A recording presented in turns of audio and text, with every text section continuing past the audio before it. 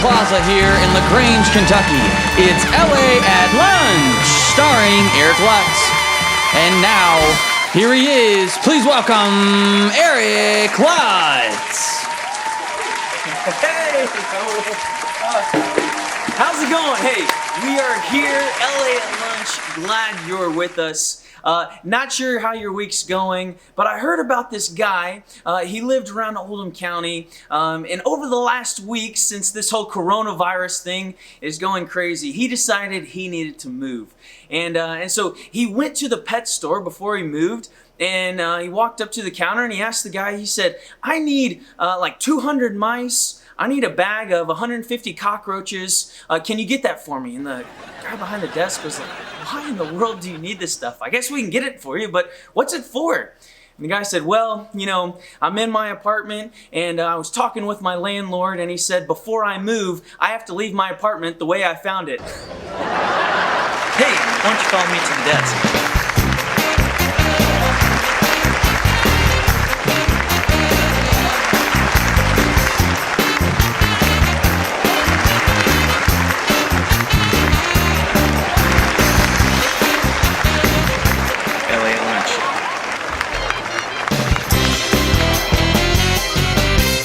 Now it's time for hashtag LA Home Challenge. So each week, we are going to have a LA Home Challenge where we are going to challenge you to do something around your house and send us a video of it.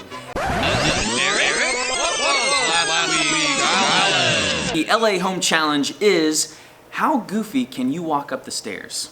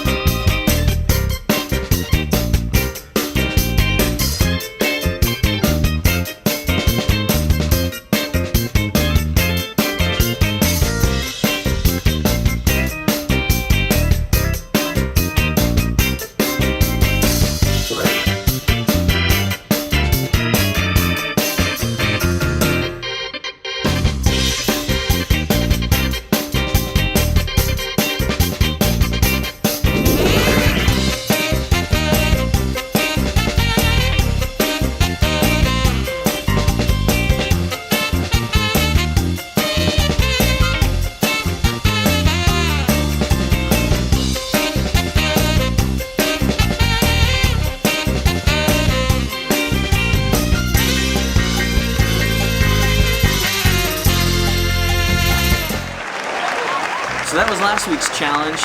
This week's LA Home Challenge is, tell us your best dad joke, and we will show it in next week's video. Our guest today is Bowen Seitz. Would you give it up for Bowen, everybody? Bowen! Yay! Come on to the couch.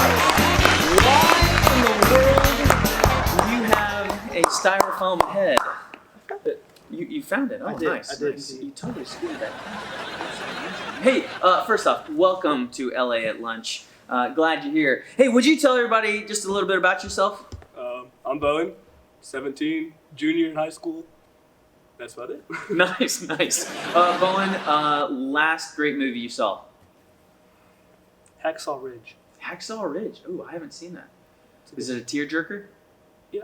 Okay, I feel like you just spoiled it for us. You know what I'm Come saying? on, man. Hey, Bowen, we've been talking these last several weeks about our crash plan that we're doing right now, and all these people that crashed into Jesus and left forever changed.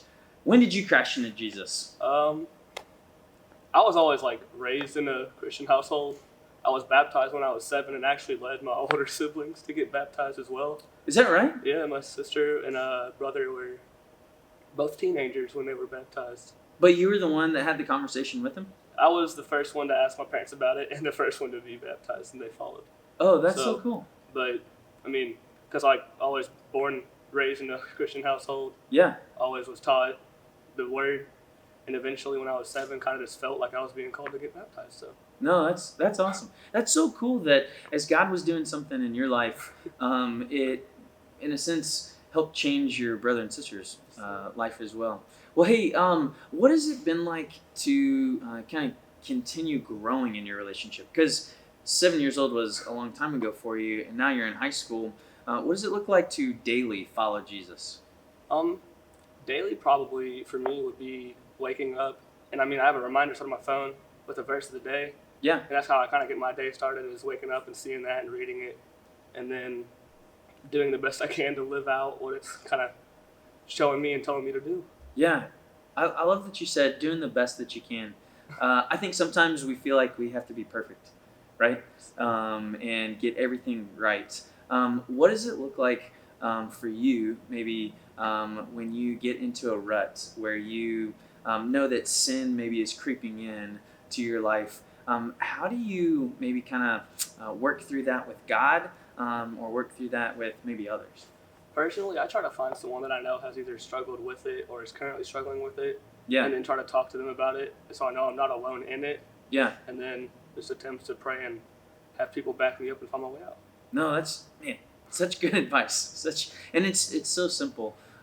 Hey, so we're in this kind of weird time where everybody's being quarantined and coronavirus is out there.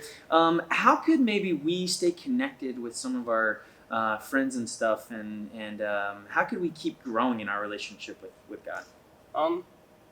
Personally, like, while we're all quarantined, for me, it's like I have a lot more time to kind of just be by myself and think. It's kind of led me to do a little bit more like reading and studying on my own. I got into a little Bible study book with my grandpa.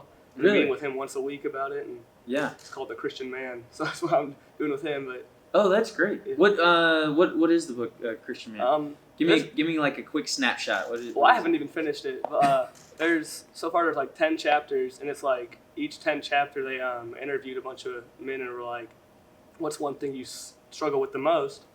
And put them all into chapters based off of like the top 10 answers, and Yeah. it goes through and kind of explains that. Like, Yeah. overall, you're not by yourself for one. There's a lot of ways to get out of it. No, that's cool. Man, that's so cool. That's so great.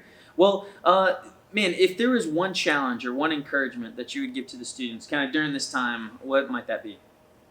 While people are by themselves right now, try to find at least one person that is vulnerable and reach out.